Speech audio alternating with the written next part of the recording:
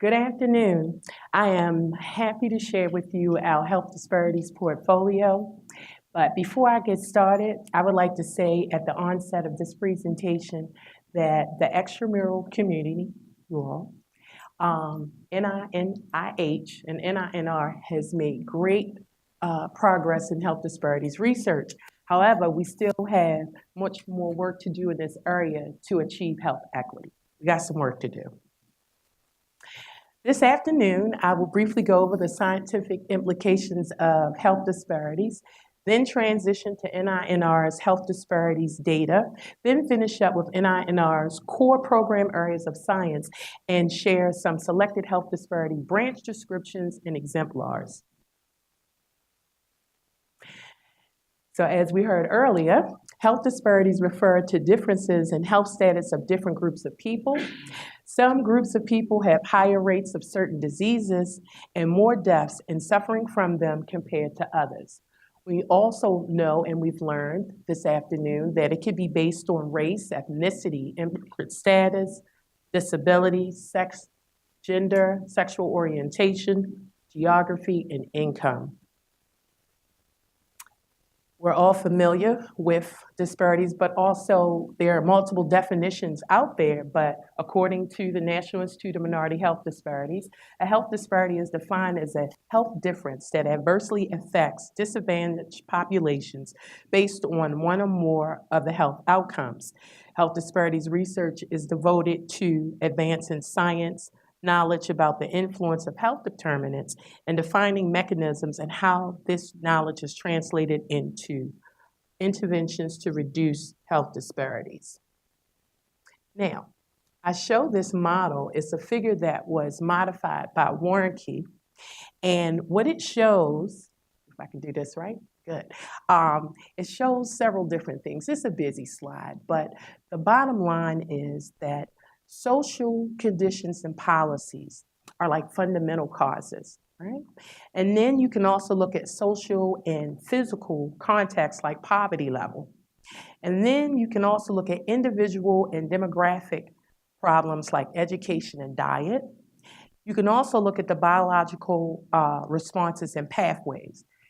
The point I want to make here is that individually or combined, all of these components can lead to disparate health outcomes. With the time that I have this afternoon, I'm hoping that I can convince you that NINR is well positioned to contribute to this area of science. In the United States, health disparities are well-known problems among ethnic minorities, such as African Americans, Asian Americans, Native Americans, and Latinos. Studies have shown that these groups have a higher prevalence of chronic conditions along with higher rates of mortality and poorer health outcomes when compared with the white population. There are several factors that lead to these disparities, some of which are poor access to health care, poverty, exposure to environmental problems, inadequate levels of education, individual and behavioral factors. So what are we doing about it? NINR is small but mighty when it comes to NIH institutes.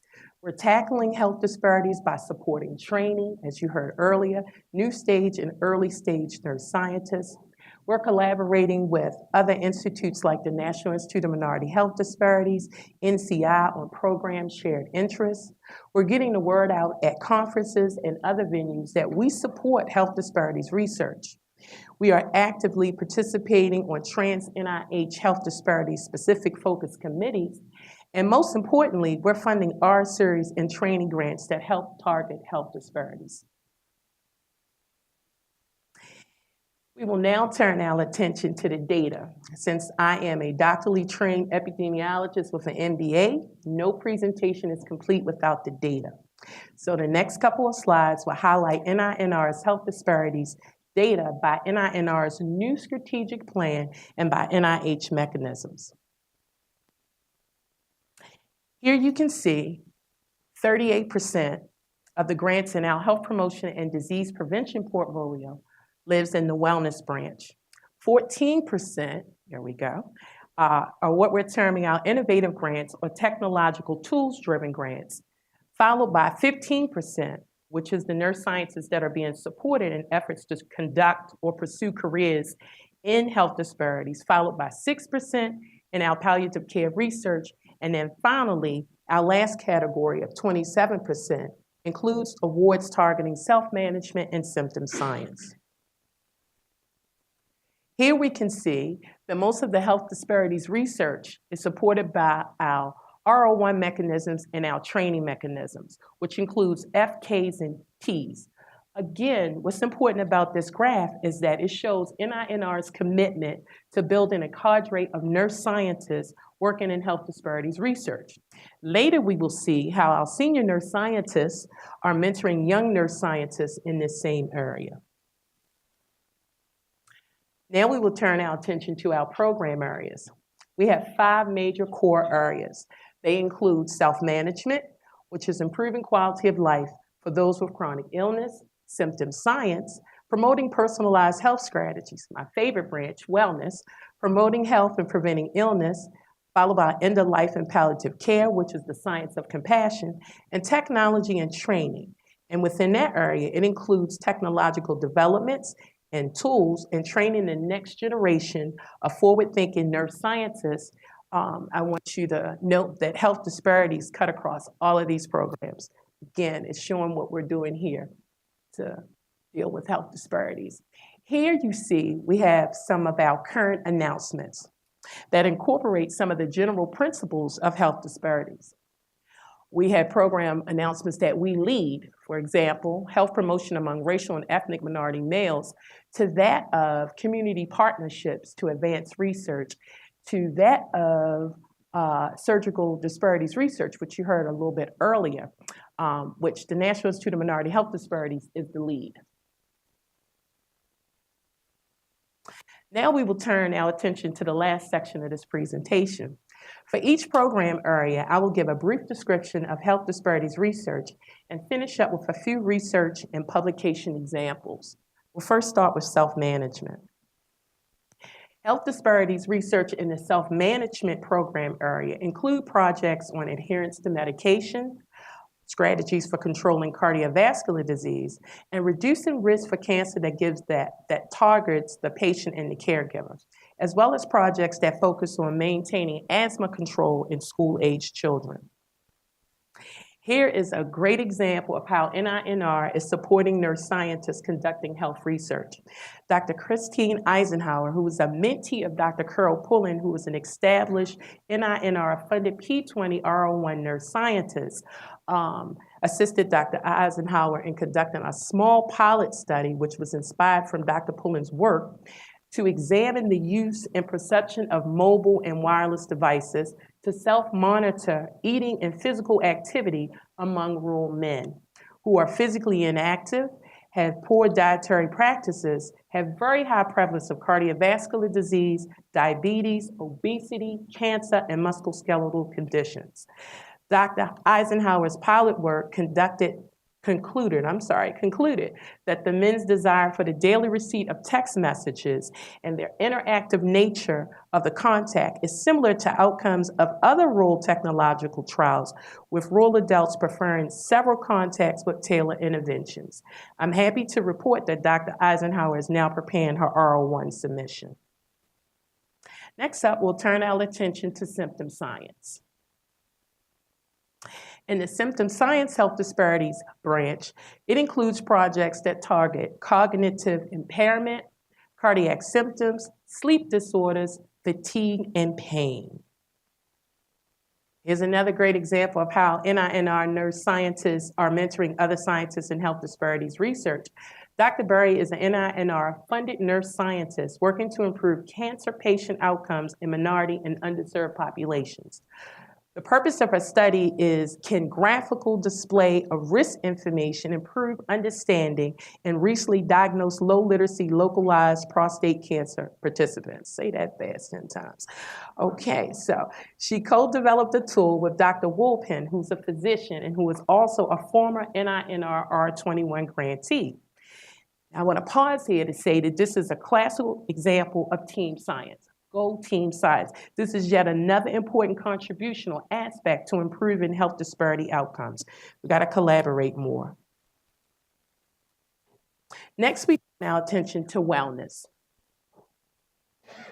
Health disparities research within the wellness program area includes projects on prevention, risk perception, cultural adaptation, and health literacy. Dr. Ann Norris is an NINR funded nurse scientist who is also mentoring other nurse scientists in health disparities research. I want to emphasize here that this is a new investigator-initiated R01 proposal that will test the efficacy of a promising and innovative intervention called Mighty Girls. And the purpose is to reduce teen Latina sexual behavior and pregnancy, which was developed in a successful R15 feasibility trial, now an R01 with a diversity supplement. U.S. teen pregnancy rates have declined but are still high among the Latina population, about 50%. And the socioeconomic costs associated with these pregnancies are considerable. About $3.2 billion lost tax revenue in 2008 for decreased maternal education attainment and productivity. Mighty Girls is designed to empower middle school Latinas with the skills they need to resist peer pressure that would otherwise accelerate their involvement in sexual behavior, allowing them to delay the initiation of intercourse and ultimately reduce their risk for teen pregnancy and sexually transmitted infections. Mighty Girls use a cutting-edge technology to create novel, highly interactive video games that provide a live, realistic simulation of peer pressure. Players talk directly with avatars as they would with their peers in everyday life. Next, we turn our attention to end-of-life and palliative care. Health disparities research in the program area includes quality of life in patients and caregivers, advanced care planning, enhanced decision-making, and using patient navigators. Dr. Shah is a palliative care nurse scientist, and I want to emphasize here that her study is in the early stages, but she will develop and evaluate a culturally congruent, patient-centered advanced care planning intervention in 2 primary care sites, which will set the stage for a large multi-site clinical trial of the intervention that could improve the patient and caregiver outcomes among 5 million Alaska Natives and American Indians. Last but not least, technology and training. Throughout this presentation, I've given very quick several examples of how technology has played a pivotal role in health disparities research. So I will not give a specific example, but I'll say that health disparities research in this program area includes studies that target personalized biobehavioral weight loss intervention for African American women, to that of internet-based therapy to improve sleep in rural breast cancer survivors, to that of reducing health disparities using informatics. Many of the technological grants include communication to manage disease, including telehealth, smartphone apps, and technologies to help to monitor the patient. Again, NINR is very proud to share that we're supporting nurse scientists at all stages in health disparities research, especially in our training portfolios. I would like to share 3 quick examples. Dr. Yeager, a KO1 recipient, plans to examine the influence of interpersonal neighborhood factors on opiate adherence. Remember earlier we heard about how hot this area is, and African Americans being treated for cancer pain.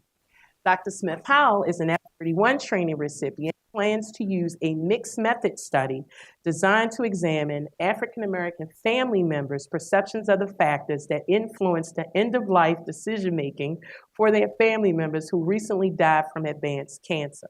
Dr. Enriquez, a KO1 recipient, plans to use a community-based participatory research method together with randomized control trial to develop a novel community partner peer-led HIV treatment adherence intervention grounded in social cognitive theory for HIV patients to test for its feasibility, acceptability, effect on medication adherence. I would also like to add that the training grants, which includes our FK and Ts, and we all know that Ts can have up anywhere from 5 to 10 grantees per award, They've been super productive, and I'm very proud to say that. With producing quality publications. Out of almost 500 publications generated from 2011 from the Health Disparities portfolio, majority have been generated from our training portfolios. Finally, reducing health disparities really bring us closer to reaching health equity. Along with the National Institute of Minority Health Disparities, I hope NINR can be one of the leading institutes that continue to help NIH to achieve health equity for all. In summary, I have briefly reviewed NINR's health disparities cross-cutting program areas and given some exemplars. NINR's health disparities research is targeting racial and ethnic minorities, including African Americans, Hispanics, Mexican Americans, Native Americans, and Koreans. Finally, some of the remaining health disparity gap areas include rural populations. Even though I was able to share a rural-related project, we still need to better understand how we can best reach them and make an impact in their health outcomes. We also need to do a better job of reducing disparities in individuals with functional disabilities and immigrant populations. We need more efforts targeted towards sexual gender minorities. And to this end, I'm happy to report that NINR has been very active supporting program announcements and working on various trans NIH sexual gender minority committees. NINR is developing and supporting health disparities across a wide range of diseases, behavioral risk factors, and social determinants. Here's what I believe. I believe together we can get there together. The Joint Center for Political Economic Studies found that eliminating health disparities for minorities would have reduced direct medical care expenditures in 2008 by $230 billion. There are many ways to reduce health disparities. We all know that. But here's what we need to be more active about. We need to pay greater attention to social services for poor and under-resourced individuals. We need early diagnosis of ailments, better patient education, more preventive care, wider access to technology, stronger primary care, and social systems that support health disparities and team approaches to care. Thank you so much for your attention. I'm happy to respond to questions and take feedback on next steps. Thank you.